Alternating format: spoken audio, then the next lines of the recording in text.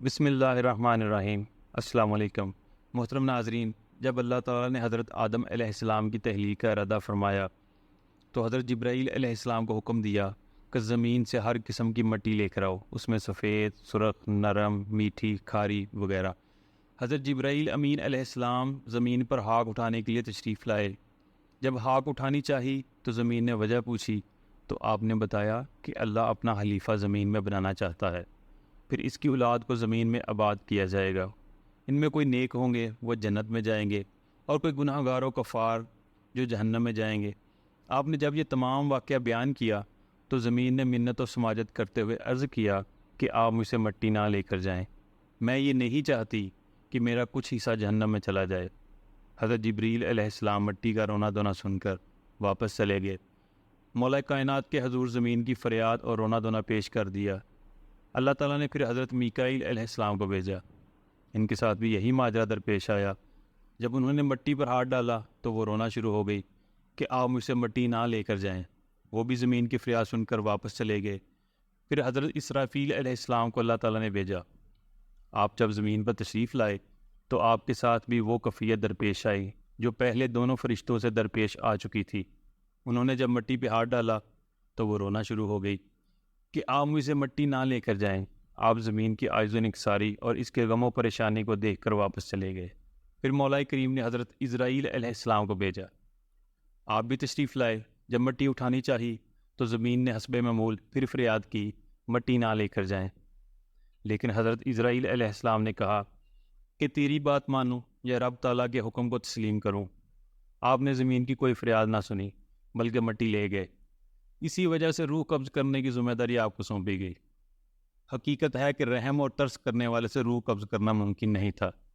بچے کا روح قبض کرنا ہو، اس کے والدین اس کے قریب رو رہے ہیں اور ماں باپ کی اولاد اس کی حالت نزاع کو دیکھ کر غم و عالم کی تصویر بنے ہوئے اس کے پاس پریشانی سے آنسو بہا رہے ہوں، کسی آدمی کے رشتہ دار دوست اس کو موت کے قریب دیکھ کر پریشان ہو، ایسے نازک مراحل میں وہی روح قبض کر سکتا ہے جس کو کسی پر رحم نہ آئے۔ یہ کام اسرائیل کا ہی ہے۔ وہ قریبیوں کو روتے چلاتے ہوئے دیکھ کر بھی کہتا ہے میرا کوئی جرم نہیں، میں تو حکم مولا کا پابند ہوں، میں تو بار بار اس گھر کا چکر لگاؤں گا، تم اپنی فکر کرو۔ محترم ناظرین، 2 دفعہ حضرت اسرائیل علیہ السلام کو ترس آنے کے واقعات ہوئے ہیں جو ہم آپ کے گوش گزار کریں گے۔ ایک مرتبہ اللہ تعالیٰ نے اسرائیل سے پوچھا، اے اسرائیل جو اتنے روح قبض کرتا ہے، کیا تجھے کسی پر کبھی رحم و ترس بھی آیا ہے؟ اسرائیل نے عرض کیا کہ اے مولا کائنات، جب تو نے میری ذمہ داری روحوں کو قبض کرنا لگائی ہے تو میں ترس کرتا رہوں اور رحم کرتا رہوں تو کیسے روح قبض کروں؟ غرض یہ کہ اسرائیل نے کہا کہ مجھے کبھی کسی پر ترس نہیں آیا، البتہ 2 دفعہ مجھے یہ خیال ہوا کاش کہ اس کی روح کو قبض کرنے کا حکم نہ دیا جاتا۔ ایک مرتبہ تو ایک کشتی دریا میں تھی، مجھے حکم ہوا کہ ان تمام کی روحوں کو قبض کر لیا جائے، کشتی کو توڑ دیا جائے، البتہ ایک عورت اور اس کا شیر خوار بچہ ہے، ان کی روحوں کو قبض نہ کیا جائے۔ ان کی روحوں کو قبض نہ کیا گیا۔ وہ کشتی کے ایک پھٹے پر سوار دریا کی تند و تیز موجوں کو عبور کرتے ہوئے کنارے کی طرف رواں دواں ہیں، لیکن کنارے کے قریب پہنچنے پر حکم ہوا کہ عورت کی روح قبض کر لی جائے۔ اس وقت میرے دل میں خیال آیا کہ یہ شیر خوار بچہ اب کدھر جائے گا اور اپنی زندگی کیسے بسر کرے گا۔ اس بچہ پر مجھے ترس آیا اور میں نے خیال کیا کہ کاش اس عورت کے روح کے قبض کرنے کا حکم نہ ملتا تو بہتر تھا۔ دوسرا، مجھے کافر بادشاہ شداد ابن عاد پر ترس آیا۔ جب اس نے رب کریم تیرے مقابل جنت تیار کرائی، اس کے تیار ہونے پر دیکھنے کے لیے گھوڑے پر سوار ہو کر جا رہا ہے، ابھی گھوڑے کے 2 پاؤں اندر تھے تو مجھے حکم ہوا کہ اس کا روح قبض کر لو۔ اس وقت مجھے خیال ہوا کہ اگرچہ کافر تھا، خدائی کا دعویٰ بھی کیا، لیکن بڑی محنت سے اس نے رب قدوس کی جنت کے مقابل جنت تیار کرائی، بڑا مال خرچ کیا، کاش کہ بیچارہ اسے دیکھ لیتا تو پھر مرتا۔ رب تعالیٰ نے فرمایا، اے اسرائیل تمہیں معلوم ہے کہ میں نے اس بچے سے کیا سلوک کیا؟ اسرائیل نے عرض کیا، اے باری تعالیٰ یہ مجھے معلوم نہیں۔ اللہ تعالیٰ نے فرمایا کہ جب وہ تختہ دریا کے کنارے کے پاس پہنچا، وہاں دھوبی کپڑے دھو رہا تھا۔ اس نے بچے کو پکڑ لیا اور پیار و محبت سے پرورش کی۔ بچہ جب بڑا ہوا تو میں نے اس کو ایسی نظر عطا فرمائی کہ وہ زیر زمین خزانے دیکھ لیتا تھا۔ اس طرح اس نے بہت خزانہ جمع کیا، اپنی فوج بنائی، آہستہ آہستہ وہ تمام روئے زمین کا بادشاہ بن گیا۔ پھر اس نے خدائی کا دعویٰ کر دیا اور میرے مد مقابل جنت و دوزخ بنانے کا کام شروع کر دیا۔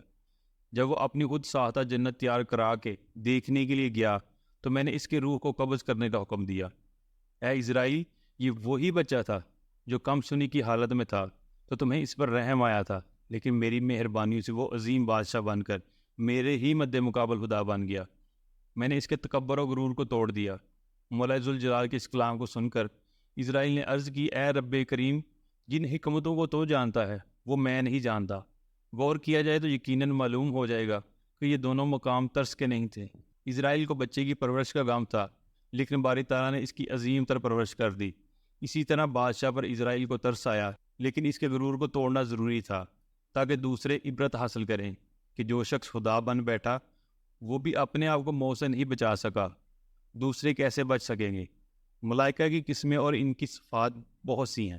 جن فرشتوں کا ذکر قرآن مجید میں آیا ہے، ان میں سے ایک عرش کے اٹھانے والے، دوسرے عرش عظیم کے گرد گھومنے والے، تیسرے جلیل القدر ملائکہ جیسے حضرت جبرائیل، حضرت میکائیل، حضرت اسرافیل اور حضرت اسرائیل علیہ السلام، چوتھے جنت کے فرشتے، پانچویں جہنم کے جن کے سردار کا نام مالک ہے، چھٹے وہ فرشتہ جو انسانوں کی حفاظت کے لیے مقرر کیے گئے ہیں، ساتویں نامہ اعمال لکھنے والے جنہیں کرام کاتبین کہتے ہیں، آٹھویں وہ فرشتے جن کے سپرد دنیا کے انتظامات ہیں۔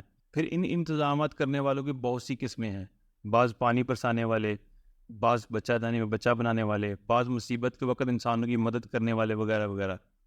اسی جگہ صاحب تفسیر نے سیدنا عبداللہ بن عباس سے روایت کی ہے کہ جو شخص کسی جنگل میں پھنس جائے تو اس طرح آواز دے، یعنی اے اللہ کے بندوں میری مدد کرو، تو اس شخص کو اللہ تعالیٰ کے بندے یعنی فرشتے اللہ تعالیٰ کی مدد سے اس مصیبت سے نجات دیتے ہیں۔ فرشتے اور اس کے رسولوں کے درمیان واسطہ ہے، وہ ہمیشہ عبادت گزار اور رب کے حضور سجدہ کرنے والے ہیں۔ اللہ تعالیٰ سے ان کو بہت قرب حاصل ہے، وہ معصوم ہیں، کبھی اللہ تعالیٰ کی نافرمانی نہیں کرتے، وہ اللہ تعالیٰ سے بہت ڈرنے والے ہیں۔ ان کے بازو اور پر ہیں، وہ اللہ تعالیٰ کے دوستوں کی مدد کرتے ہیں، بلکہ ان کے ساتھ ہو کر کفار سے لڑتے ہیں، جیسا کہ جنگ بدر میں ہوا۔